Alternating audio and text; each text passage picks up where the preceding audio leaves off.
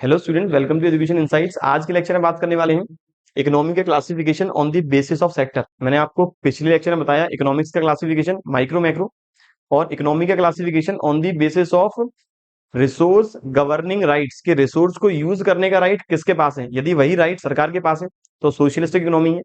यदि राइट है private entities के पास तब कैपिटलिस्टिक इकोनॉमी है। और यदि राइट दोनों के पास है, कहीं गवर्नमेंट के पास और कहीं प्राइवेट एंटिटीज के पास, तब मानी जाती है मिक्स इकोनॉमी।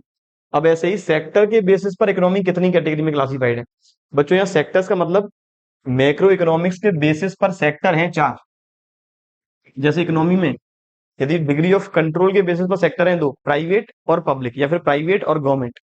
इकोनॉमी में ऑक्यूपेशनल स्ट्रक्चर के बेसिस पर सेक्टर हैं तीन, प्राइमरी, सेकेंडरी और टर्शरी। अब ऐसे ही मैक्रो पॉइंट ऑफ व्यू के according, as per the macro point of view, sector हैं चार। मैक्रो पॉइंट ऑफ व्यू क्यों? क्योंकि मैक्रो के अकॉर्डिंग इकोनॉमी के अंदर कौन कौन से लोग इकोनॉमी की जीडीपी में कंट्रीब्यूशन दे सकते हैं, या कौन कौन सी एंटिटीज इकोनॉमी की जीडीपी में कंट्रीब्यूशन कर सकती हैं। तो वो है हाउस होल्ड, नंबर वन है हाउस होल्ड, नंबर सेकंड है प्रोड्यूसर्स,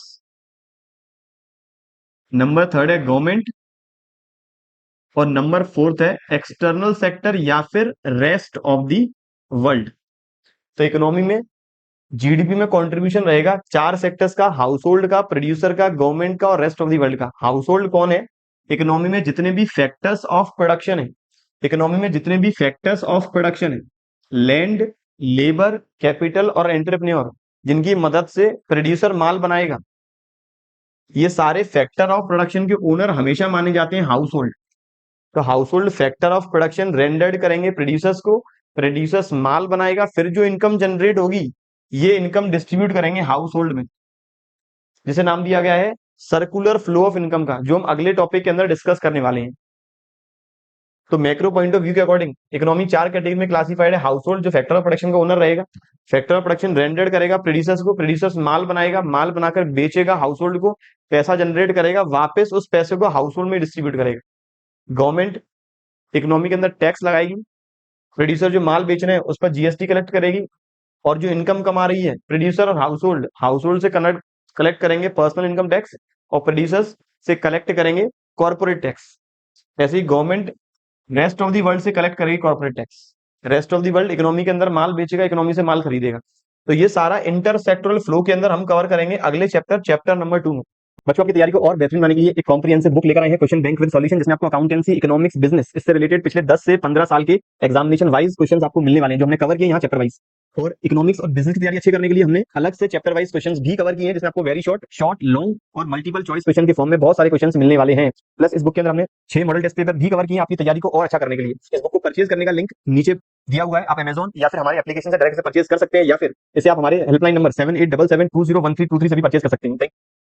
यहाँ तो इन सभी सेक्टर के बेसिस पर इकोनॉमी का जो कैटेगराइजेशन है, इन सारे सेक्टर के बेसिस पर हमें बात करनी है इकोनॉमी के कैटेगराइजेशन। तो एक इकोनॉमी मानी जाती है ओपन इकोनॉमी, और एक इकोनॉमी है क्लोज्ड इकोनॉमी। ओपन इकोनॉमी और क्लोज्ड इकोनॉमी। ओपन और क्लोज्ड की बात वापस हम करेंगे चैप्टर नंबर 4 में। यहां भी थोड़ा सा डिस्कशन कर रहे हैं ओपन और क्लोज को लेकर, ये वापस हम चैप्टर नंबर 4 में करने वाले हैं। चैप्टर नंबर 4 में करेंगे गवर्नमेंट डेट, मतलब ये कुछ बेसिक कॉन्सेप्ट ऐसे हैं जो हर चैप्टर में हम डिस्कस करने वाले हैं। अब पहले बात करें क्लोज्ड इकोनॉमी क्या है। तो बच्चों क्लोज्ड इकोनॉमी दो कैटेगरी में डिवाइड है। क्लोज्ड इकोनॉमी होता क्या है? एक ऐसी इकोनॉमी जिसमें फॉरेन सेक्टर रेस्ट्रिक्टेड है, फॉरेन सेक्टर इकोनॉमी के अंदर ट्रेड नहीं कर पाएगा, या फॉरेन सेक्टर किसी भी तरह के ट्रांजेक्शन इकोनॉमी के साथ नहीं कर पाएगा। सर फॉरेन सेक्टर जो रेस्ट ऑफ दी वर्ल्ड है, इकोनॉमी के साथ किस किस तरह के ट्रांजेक्शन कर सकता है? तो बच्चों फॉरेन सेक्टर एक तो करेगा आउटपुट के फॉर्म में ट्रांजेक्शन, एक करेगा फाइनेंशियल मार्केट के थ्रू ट्रांजेक्शन, और एक करेगा लेबर मार्केट के थ्रू ट्रांजेक्शन।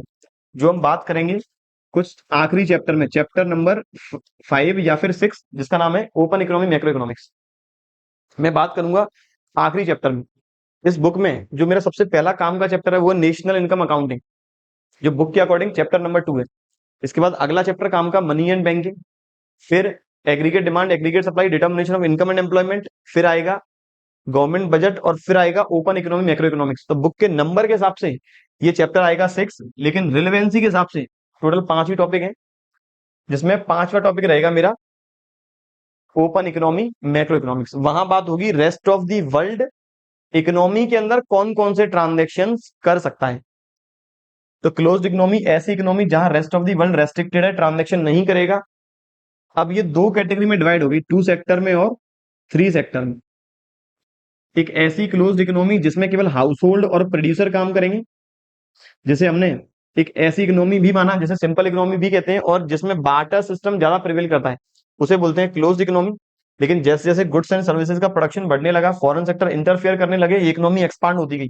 इकोनॉमी एक्सपांड होने के साथ साथ करेंसी का यूज बढ़ा, और करेंसी के यूज के बारे में पढ़ेंगे चैप्टर मनी एंड बैंकिंग में। चैप्टर मनी एंड बैंकिंग जो बुक के अकॉर्डिंग मेरा है चैप्टर नंबर 3। तो क्लोज्ड इकोनॉमी 2 सेक्टर वाली में केवल हाउस होल्ड और प्रोड्यूसर्स रहेगा, और 3 सेक्टर इकोनॉमी में हाउस होल्ड प्रोड्यूसर के साथ साथ गवर्नमेंट भी इंटरफेयर करेगी। गवर्नमेंट रूल्स एंड रेगुलेशन बनाने में इंटरफेयर करेगी, और गवर्नमेंट को लगता है कि हमें पब्लिक गुड्स हमें बनानी चाहिए पब्लिक के वेलफेयर के लिए, तो वहां पर हम गवर्नमेंट को भी प्रोड्यूसर्स के फॉर्म में एंगेज कर लेंगे। और गवर्नमेंट के बारे में विशेष डिस्कशन जो करेंगे वो आएगा चैप्टर नंबर, सीरियल वाइज चले तो चैप्टर नंबर 5 गवर्नमेंट बजट के अंदर। तो क्लोज्ड इकोनॉमी एक ऐसी इकोनॉमी जहां पर सारे रिसोर्सेज पर कंट्रोल रहेगा। एक क्लोज इकोनॉमी एक ऐसी इकोनॉमी जिस इकोनॉमी में हाउस होल्ड प्रोड्यूसर्स काम करेंगे 2 सेक्टर के फॉर्म में, हाउस होल्ड प्रोड्यूसर गवर्नमेंट काम करेंगे 3 सेक्टर के फॉर्म में। ओपन इकोनॉमी एक ऐसी इकोनॉमी जिसमें सारे sectors house hold producer government and rest of the world चारों सेक्टर काम करेंगे। और ओपन इकोनॉमी के बारे में जो विशेष डिस्कशन रहेगा वो रहेगा चैप्टर नंबर 4 में। तो बच्चों ये बात थी ओवरऑल ओपन और क्लोज इकोनॉमी की। एक ऐसी इकोनॉमी जहाँ सारे सेक्टर ट्रांजेक्शन करेंगे, सारे सेक्टर एंगेज रहेंगे, वो ओपन है। जहां पर rest of the world restricted है, वो अपना है क्लोज इकोनॉमी। ये बात थी बच्चों चैप्टर नंबर फर्स्ट के मैक्रो इकोनॉमिक्स के चैप्टर नंबर फर्स्ट के बेसिक कॉन्सेप्ट्स के बारे में। ऐसे रिलेटेड टॉपिक डिस्कस करने वाले हैं अपने अगले लेक्चर में। तब तक पढ़ते रहिए और बने रहिए हमारे यूट्यूब चैनल के साथ। Thank you.